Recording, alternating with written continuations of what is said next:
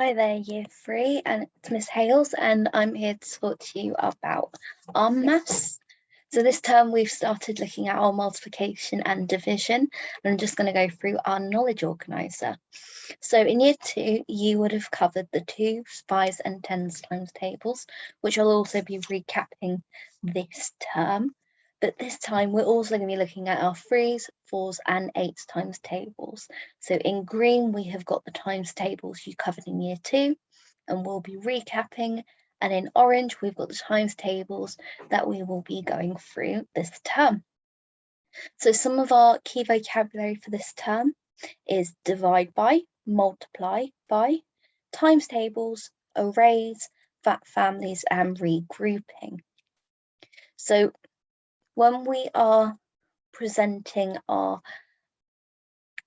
multiplications and divisions, we can do this in an array. So we can do this pictorially, we can do this abstract, and we can also do this with concrete resources. And you've all been having a go at this in class. So you can see here down the bottom, we have got 4 multiplied by 8 gives us 32. So we have got 8 groups of 4 in each group. Whereas we can also represent it as 8 multiplied by 4. So we have our 4 groups, and with each group we have got 8 inside. And the same with our 5 times 3 or our 3 times 5s. They are interchangeable. So we've got our 3 groups of 5 or our 5 groups of 3.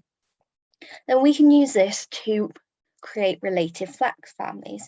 So if I know that 3 multiplied by 4 is 12, I then know if I multiply my 3 by 10 to make 30, I know 30 multiplied by 4 gives me 120.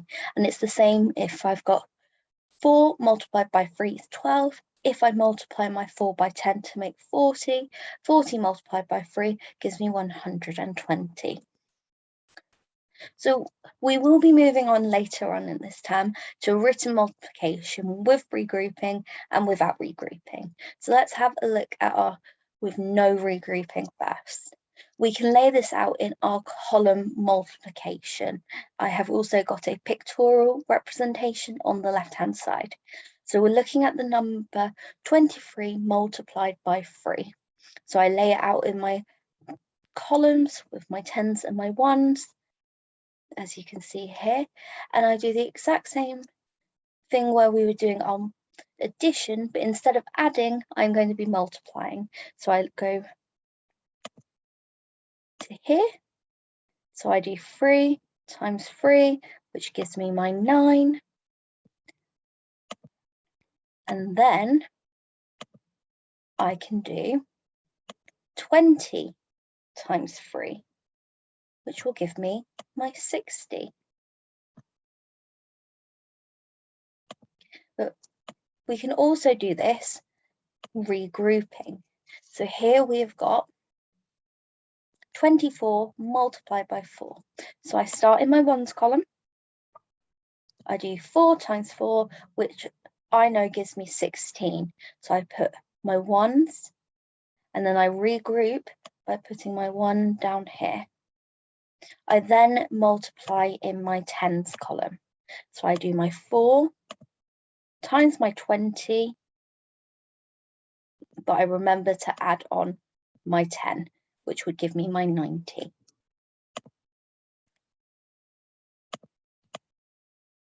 And finally, we've got our division, and this can also be done with regrouping and without regrouping. And there's different ways that we can do this. As you can see on the left, we've got our pictorial, where we've divided by our 4, but we've put it in pictorially 1 group, 2 groups, 3 groups, 4.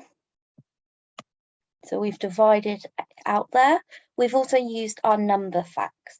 So we can split our numbers into whole models. As you can see, we've split our 84 into 80 and 4 to make it a lot easier for us to divide. Or we can do our written method, which is the bus stop. So this is short division. So I see how many 4s go into my 8. So I can use my 4 times tables for this. 4, 8. So I know that's 2, so that will go up the top. My next step is to do the next number. So 4 divided by 4. So how many 4s go into 4?